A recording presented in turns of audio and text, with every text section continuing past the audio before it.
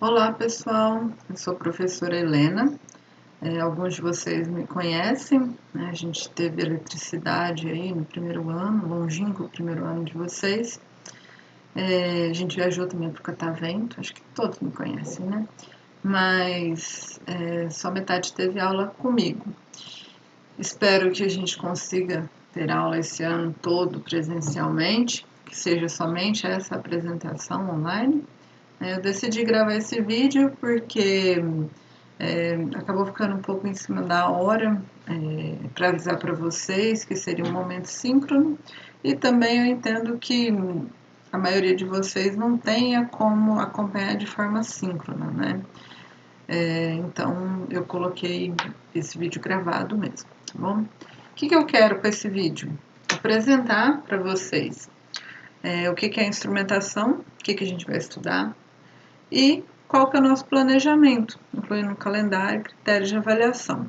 Lembrando que eu sou docente somente a parte prática, né? Então vocês vão ter 2 aulas de instrumentação comigo, né? Serão 20 alunos, né? Pensando aí no 100% presencial, serão 20 alunos no laboratório. Algumas aulas de laboratório, na verdade, vão ser uma introdução teórica, né? Porque vocês acabaram não tendo vivência muito de laboratório, então eu preciso revisar alguns conceitos antes de entrar com vocês no laboratório, tá bom? Esse planejamento também conta que a gente vai ficar 100% presencial a partir de março. Se houver alguma alteração em função da pandemia, eu aviso vocês. E a gente também tem um projeto com o professor Newton, de CPR, na parte prática, de ver a parte de supervisórios dentro de instrumentação. Então pode ser que a gente altere um pouquinho esse planejamento, mas ainda não é uma coisa certa, né, fechada. Seria uma coisa que não está na ementa do curso, mas que vai entrar lá na revisão do curso. Então, a gente já adiantaria para esse ano, tá bom? Eu acho que eu não passei esse vídeo para vocês em eletricidade. Se eu tiver passado, me desculpem, mas esse é um vídeo que eu passo geralmente para o pessoal em instrumentação no primeiro ano. Eu trouxe ele para cá para a gente conversar um pouquinho sobre o que é instrumentação, né? Vocês tiveram ano passado instrumentação, mas como o período online teve um aproveitamento não muito legal, não era o que a gente fazia, né, presencialmente, foi orientado que a gente desse uma revisada, chamasse os conceitos para entender o que a turma, né, estava trazendo. Eu vou discutir aqui um pouquinho o que é instrumentação a partir desse vídeo do Manual do Mundo. Hoje você vai comigo para os Estados Unidos, para a cidade de Pittsburgh, para ver como funciona um carro que anda sem motorista. Bora ver. Eu vim aqui para um centro de desenvolvimento da Uber, onde tem mais de 700 pessoas. Tem engenheiro, gente da indústria aeroespacial, até da indústria de videogame aqui, tentando desenvolver um carro que ande sozinho. Eles já conseguiram rodar mais de 1 milhão de milhas, 1 milhão e 600 mil quilômetros, com os 200 carros que eles estão testando aqui. E a ideia não é ter um carro para vender para o consumidor final, mas ter alguma coisa que faça as pessoas poderem ser transportadas sem necessidade de um motorista dentro do sistema Uber. Para fazer esse carro eles não estão começando do zero. A ideia é pegar um carro que já existe, no caso aqui são os Volvos CX-90, e adaptar algumas coisas para que o carro possa reconhecer o ambiente em volta dele e tomar as decisões como se fosse um ser humano. Olha o bichinho ali embaixo. Os carros ainda são protótipos, eles não estão 100% prontos, e por uma questão legal também a gente precisa andar com o motorista junto, porque não existe lei aqui que permita que os carros saiam dirigindo sozinhos. Vamos dar uma olhadinha em quais são os principais sensores, onde estão os sentidos desse carro, onde é que ele enxerga, onde é que ele ouve. O mais bacana é esse sensor que gira aqui em cima, ele chama LiDAR, é um laser que escaneia tudo em 360 graus e em 3D ao mesmo tempo, consegue fazer um mapa em 3D de tudo que ele está vendo em volta. Em cima do carro também tem 7 câmeras para ver as pessoas, os sinais da rua, etc. E o GPS e a conexão com a internet também ficam aqui em cima. Fora isso, o carro também tem vários sensores de ultrassom para ver as coisas mais próximas, e tudo é processado aqui na traseira dele por um supercomputador que consegue tomar as decisões. Vamos lá, bora entrar no negócio. Valeu, joinha agora embaixo, hein? Hello, hello. Seatbelts. Okay. I'm a single rider. Alright. Vamos embora então, que o carro tem 2 motoristas, ou melhor, 2 não motoristas. Eles estão aqui só para assumir o controle caso o carro não consiga tomar alguma decisão. Vamos ver como é que ele se comporta. Why do you think a driverless car is more secure than a common car with a driver? Drivers tend to get distracted. They'll maybe playing with their phone or not paying attention. Our driverless cars can always be paying attention. They can always be monitoring everything in the environment all around them. They have sensors that are always looking to the left, to the right, in front and behind all at the same time. It's doing it. Ah, tá andando sozinho. Vamos ver, hein? Agora eu quero ver fazer curva. When people think about Waze or Google Maps, what the base map that you use is the same we can see on the internet? So we actually build our own maps, and it's a much higher definition map. So it doesn't just have the roads or even just the lanes, but it actually has encoded in the map the information of all the things in the world around it. So it knows where buildings are, where other things that don't move are, and that allows our system to reference those things and be able to determine where it is very accurately. Ah, olha que legal. Aqui atrás tem uma tela para a gente ver o que o carro está reconhecendo. Em azul estão as coisas fixas, que não pode se mexer, e em laranja estão as coisas que potencialmente andam. O carro tem que tomar mais cuidado. It's possible to see Uber cars on the street before seeing self-driving cars on the store. Yes, absolutely. Cars that are doing trips on the Uber network are utilized much more frequently than a personal car. So because that car is always operating, always transporting people, it makes sense to be out there sooner than a customer might be willing to pay for a feature on their own car. Ó, mais um cruzamento ali. Vamos ver a decisão que ele vai tomar. Pelo mapa a gente tem que virar à direita. E vamos ver se o carro vai virar à direita sozinho, hein? E o motorista fica sempre pronto para tomar o controle se o carro não funcionar. Mas, ao que parece até agora.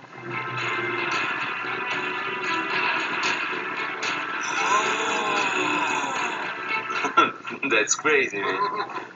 No mapa ali da frente a gente consegue ver outra visão do carro robô, que é como se fosse um trilho de trem, e essas coisas azuis que tem do lado são as coisas com as quais ele pode interagir.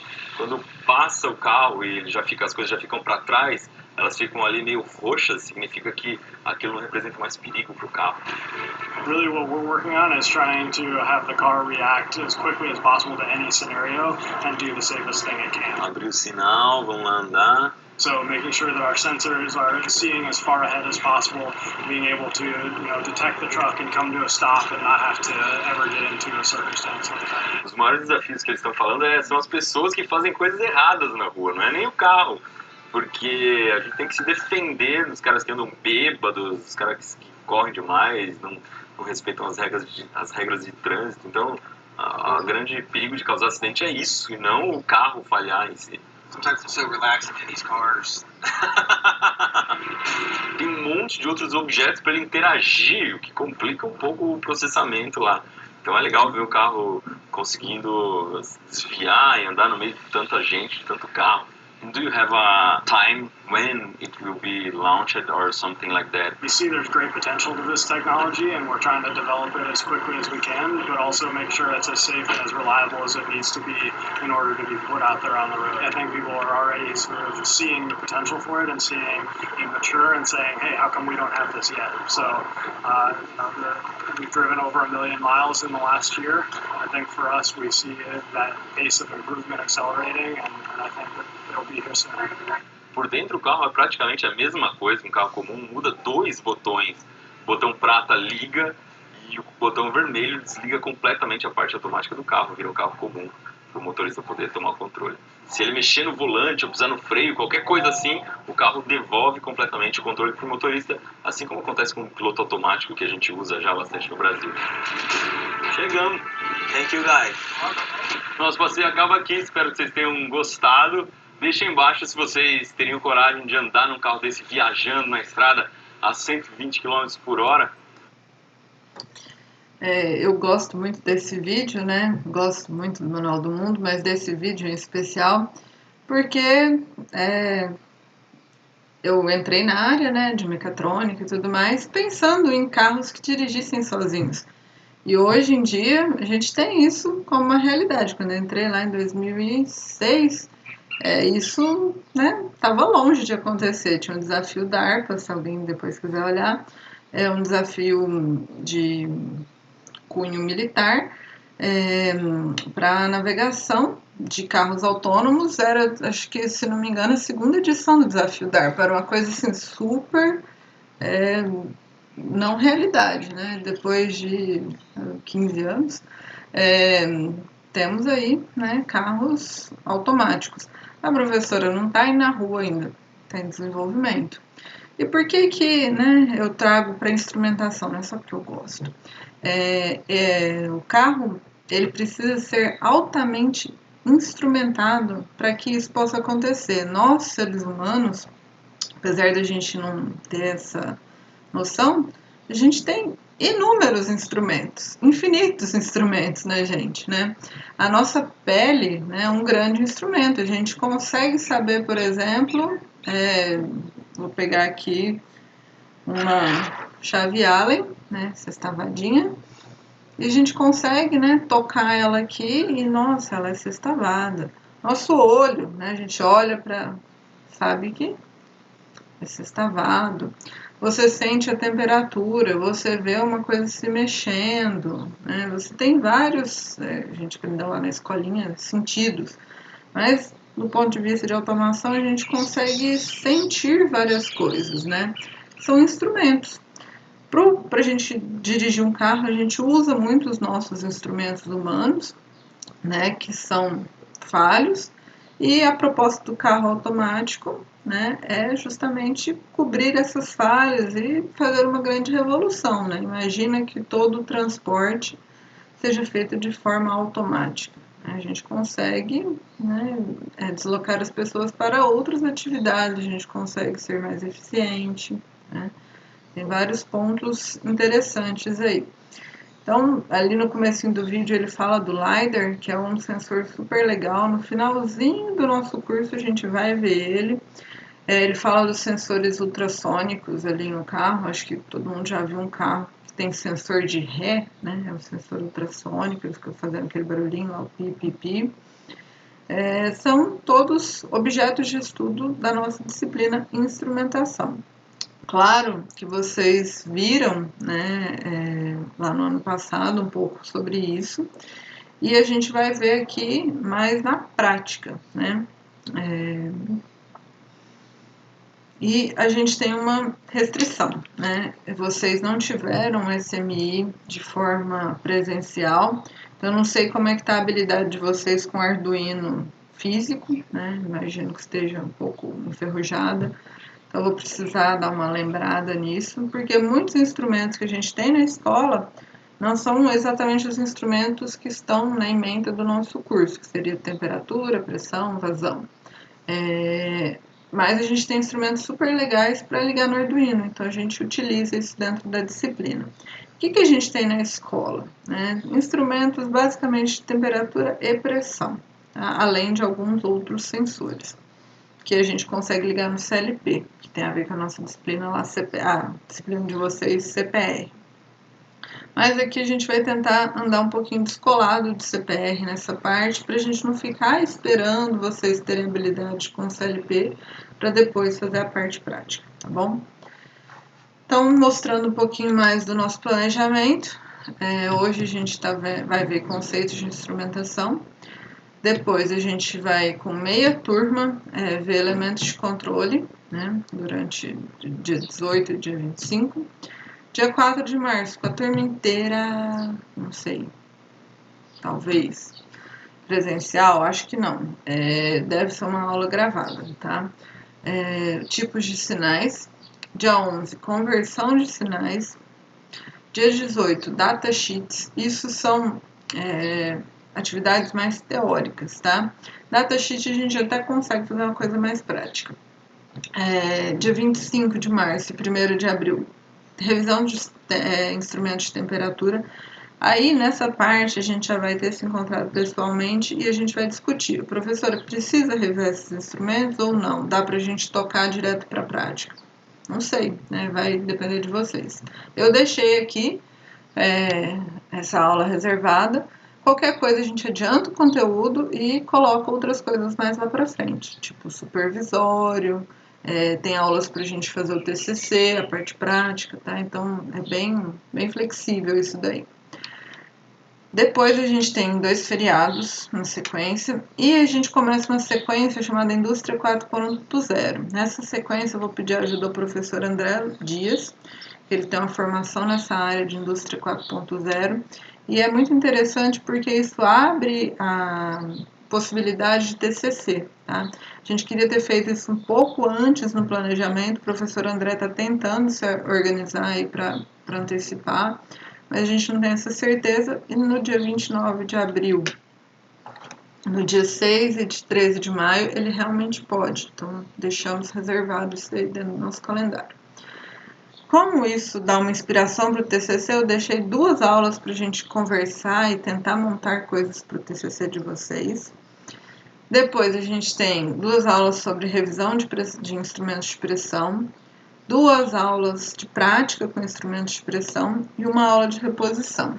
Essa revisão de instrumentos, como foi lá em temperatura, vai ser uma conversa com vocês. Vocês acham que precisa? Não, né? Eu vou falar um pouquinho dos instrumentos, vocês vão falar, não, professor, eu lembro disso daí do ano passado, ou o professor Cascaldi já deu isso na teoria, vamos seguir em frente, tá bom? A teoria e a prática, por a gente não ter os instrumentos na escola, a gente não deixa a teoria e a prática coladas, né? Eu não dependo do professor Cascaldi e ele não depende de mim. Então, ele vai seguir no fluxo dele e eu vou seguir no meu, tá bom? Quando a gente conseguir, a gente se encontra, tá bom? Nos conteúdos. Aí, depois das férias, a gente tem uma aula de TCC, porque vocês voltam das férias, assim, naquela vontade de fazer o TCC, né? Vocês dá aquele momento e falam, nossa, já está no segundo semestre, preciso terminar esse TCC. Então, é uma aula para dar esse gás. E aí a gente entra em instrumentos ou atuadores que utilizam o Arduino como controlador, tá? Então, a gente vai fazer uma prática com LED RGB, depois uma prática com o PIR, depois com ultrassônico, com encoder, com servomotores. E aí, lá no final, vocês estão, assim, terminando mesmo o TCC, então eu coloquei uma sequência de 3 aulas para a gente deslanchar com o TCC na parte prática. Depois a gente tem nível, a gente pode fazer a revisão dos instrumentos, ou a gente pode fazer alguma coisa prática. Vazão, a gente pode fazer a revisão dos instrumentos, ou alguma coisa prática usando coisas do Arduino, tá? Ou a planta didática da SMAR. Aqui não apareceu nada de supervisório. Caso dê certo mesmo esse supervisório, a gente vai ter uma revisão aí desse cronograma e eu passo para vocês, tá bom? Quais são os critérios de avaliação? 1 ponto é participação e pontualidade na entrega, tá bom? E 4 pontos são das atividades que vocês desenvolvem ao longo do bimestre. Provavelmente, a cada aula, vocês vão ter um entregável, né? Ah, professora, entreguei 4 coisas. Cada uma das coisas vale 1 ponto. Entreguei 2 coisas. Cada coisa vale 2 pontos, né? Ao longo daquele bimestre. E não é assim, você entregou 2 coisas. Eu pedi para entregar 2 coisas e você entregou 2 coisas, né? Se você não tiver entregue, você perdeu aquele ponto, tá bom? Ah, professor, entreguei atrasado. Vou descontar ali na pontualidade, tá bom? Ah, professora, faltei a aula e não fiz a prática. Tem como refazer essa prática? Não, tá? Você tem que conversar comigo. Se tiver alguma justificativa, tipo, fui no médico, tem um atestado, tem alguma coisa nesse sentido, aí sim a gente consegue fazer a reposição. Se você faltou por um outro motivo não justificável, aí infelizmente você perde a presença e o ponto relativo àquela prática, tá bom? Como é que vocês fazem para falar comigo? Opa, aqui eu não revisei meu horário de atendimento, desculpa. Vocês usam um e-mail, eu estou no grupo de WhatsApp de vocês. O atendimento ao aluno é exatamente depois das nossas aulas, na verdade é terça, das 11h45 ao meio-dia e 45, e sexta, das 11h45 ao meio-dia e 45.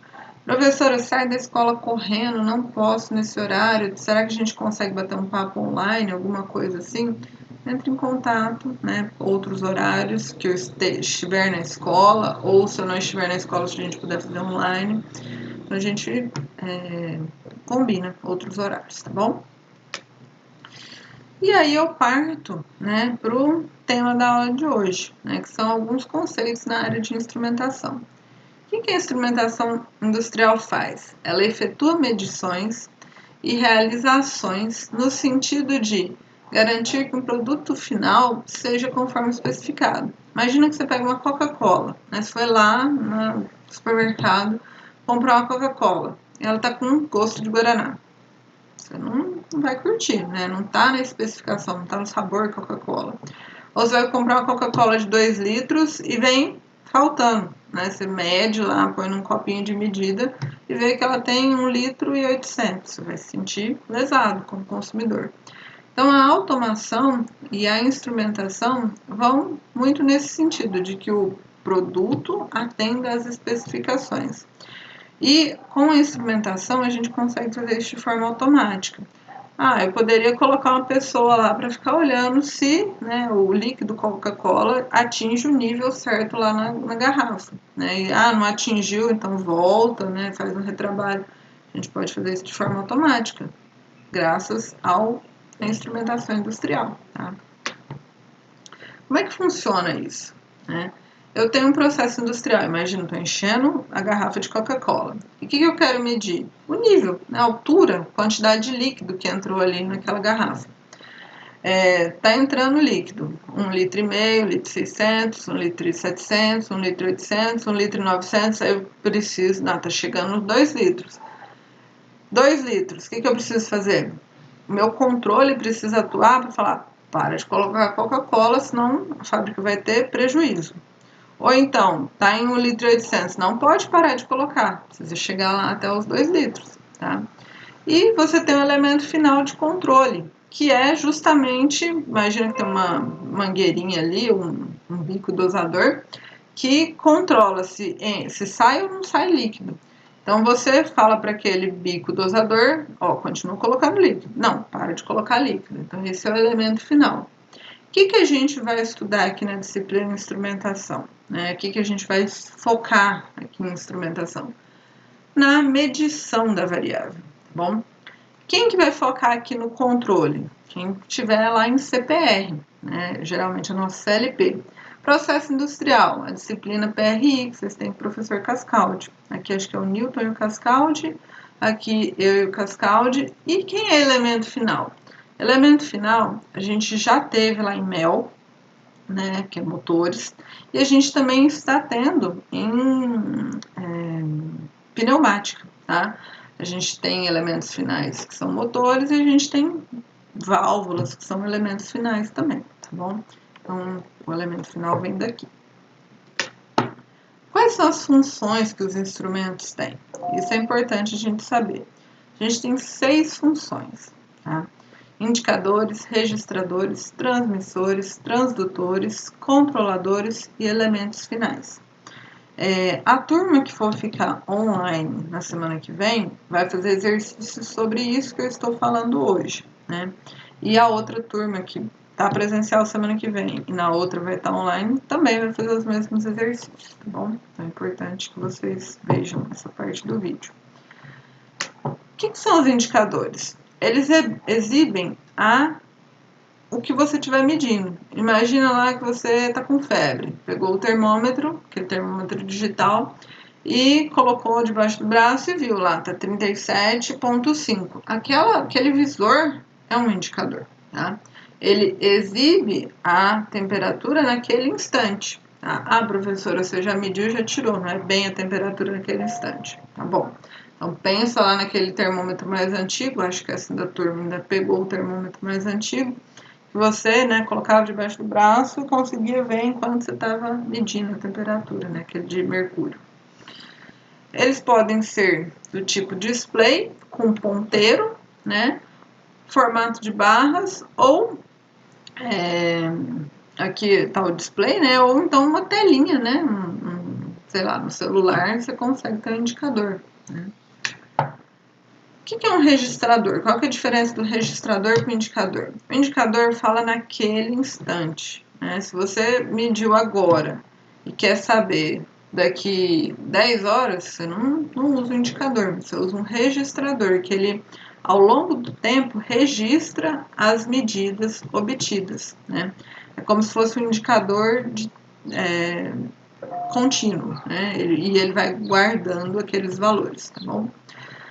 Antigamente a gente tinha bastante registrador com o registro em papel. Hoje em dia, né, que é tipo esse, hoje em dia a gente geralmente tem indicadores desse tipo, que são gráficos digitais. Bom, o que são os transmissores? Esses transmissores a gente vai usar bastante aqui na parte prática. Tá?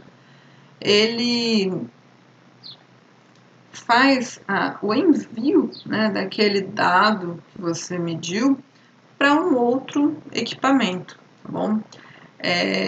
Muitas vezes o nosso sensor mesmo, o indicador, a parte lá que vai em contato com a nossa medição, ele não tem uma eletrônica suficiente para enviar esse dado para distâncias grandes. Imagina dentro de uma usina, é comum você mandar um dado a 20, 30, 50, 100 metros, né, de distância. A gente usa os transmissores. Tá?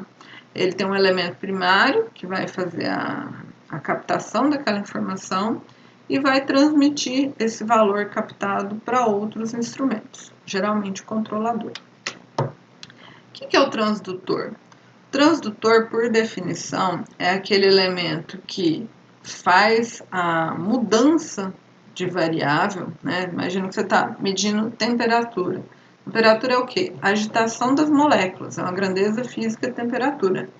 E ele converte isso daí em um sinal elétrico, por exemplo, um valor de tensão, né? Essa conversão aí entre grandezas físicas, né, é exatamente a transdução. Ele tem uma grandeza física de entrada e outra grandeza física de saída, tá bom? O que são os controladores? São os elementos que pensam, tá? Imagina que você está lá de novo na Coca-Cola, né? Está enchendo a garrafa. Você pode, imagina que seja manual. A hora que deu a marquinha lá de 2 litros, você desliga a torneirinha que está enchendo de Coca-Cola. Como é que você faz isso de forma automática? Usando o controlador. Ele recebe, por exemplo, está medindo o nível da garrafa. Ele recebe lá, deu 2 litros. Ele fala, meu set point, meu valor desejado é 2 litros. Então, o que eu vou fazer? Mandar o bico parar de encher a garrafa de Coca-Cola. Então, é ele que faz essa ponte entre receber um sinal de, ok, deve estar cheio, para, por favor, pare de encher. É ele que faz essa conversão, né? Mediu alguma coisa e atuou de outra forma. É ele que faz essa ponte. O que são os elementos finais? No caso do exemplo da Coca-Cola, é justamente o bico que está injetando Coca-Cola dentro da garrafa, né? Ele é o elemento que recebe um comando do controlador para atuação, né? O sensor, ele só mede coisas, ele não pode mudar o processo. O elemento final é quem muda o processo, é quem fala, pare de encher ou enche a garrafa, tá bom? Definimos aí as funções dos instrumentos. A gente precisa também relembrar algumas terminologias, tá? Isso daqui provavelmente vocês viram no ano passado, mas como é uma coisa muito importante para a gente dentro do laboratório, principalmente alguns conceitos no começo aqui, eu vou passar rapidamente. Se ficar uma coisa muito rápida, se vocês precisarem de revisão, a gente conversa disso, né, no presencial, tá bom? O que é o range ou faixa de medida? São os valores que o instrumento é capaz de medir. Se vocês pensarem na Coca-Cola de novo, né, eu vou ficar com o exemplo da Coca-Cola, a gente quer saber o invase da garrafa de 2 litros. Faz sentido eu medir 10 litros? Não faz, né? Faz sentido eu medir 2,5 litros? Às vezes aconteceu alguma coisa errada ali? até que faz. Então, geralmente o range, ele está próximo do seu valor de set point. Não adianta você medir 10 litros. Provavelmente lá na faixa dos 2 litros você não tem uma sensibilidade legal, né? Você não vai conseguir medir legal lá. Então é interessante que você meça do 0 até o 2,5, né? Um carro, né? Um carro não, porque um carro vai mais que 100 km por hora. Mas imagina um bandeirante, né? Um Jeep bandeirante, que é aquele carro bem rústico. Ele lá no marcador dele, ele vai de 0 a 100, né? Então ele não consegue ir mais do que 100. Na verdade ele anda ali uns 80 e não passa muito daquilo não, tá? Outro exemplo aqui com temperatura, com pressão, bom? Fundo de escala é o valor máximo que o seu instrumento mede, tá? O range era de 0 a 100 km por hora, o fundo de escala é 100 km por hora, tá? É importante a gente saber esse fundo de escala porque ele determina, ó, vou conseguir usar esse instrumento na minha aplicação ou não. Imagina que eu quero um sensor de ré, né? E o máximo que ele mede é 10 centímetros de distância. Quando o objeto tiver 10 centímetros de distância do seu carro, já está quase batendo, não dá certo, né? Você precisa, sei lá, de um range de 1 metro, né? Aí tudo bem. O range não, o fundo de escala de 1 metro. Bom. Span ou alcance. Isso aqui é uma coisa que a gente define porque às vezes cai em concurso, tá? Pra gente, e às vezes também tem na hora que você vai configurar o seu instrumento. É a diferença, a subtração mesmo, entre o maior valor do range e o menor valor do range. Tá bom? 0 a 100. 100 menos 0 deu 100 de span. Menos 20 graus Celsius a 100 graus Celsius. 100 menos 20 deu 120. Tá? Esse 120 é o span. O que é o erro? É a diferença entre o valor que você está medindo, que seu instrumento é capaz de medir ou transmitir, e o valor real, tá? Onde a gente pode ver isso daí de uma forma mais fácil? Às vezes você está no carro, né, e você está lendo lá no velocímetro 100 km por hora. E o aparelho GPS indica 105 km por hora. Professora, qual está certo?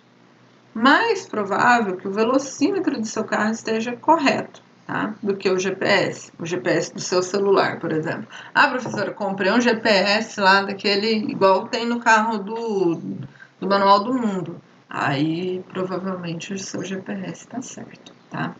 Então, depende da acurácia, né, da capacidade do seu equipamento em fazer a medição e de quão perto isso daí está do valor real, tá bom? O que é a exatidão? É justamente a capacidade que ele tem, né, o seu instrumento tem, de medir ou transmitir valores próximos do valor verdadeiro, tá? E aqui a gente tem formas de definir, né, essa exatidão. Ela pode ser uma porcentagem do fundo de escala, uma porcentagem do span e uma porcentagem do valor lido, tá?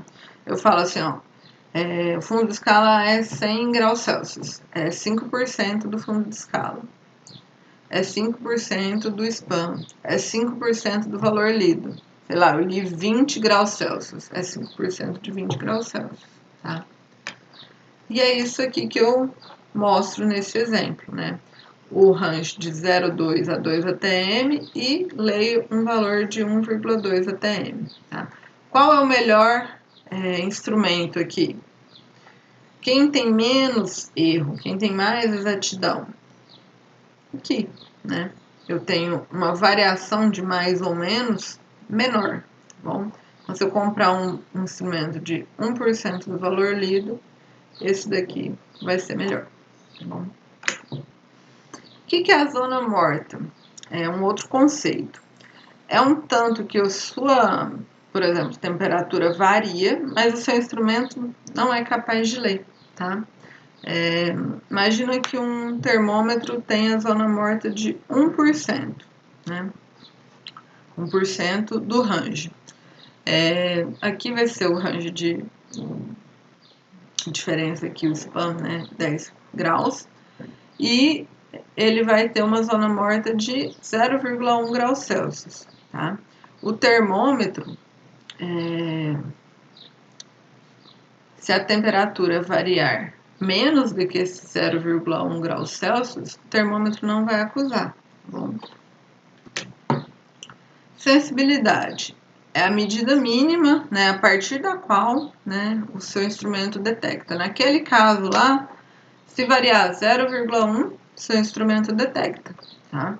Então, a sensibilidade dele é 0,1, tá bom? Aqui eu faço só um outro exemplo, né, com outros valores, tudo bem? O que é esterese? Esterese é um tipo de erro que acontece porque os nossos instrumentos não são lineares. Imagina que você tem um termômetro novamente. A hora que você aquece ele se comporta de uma forma.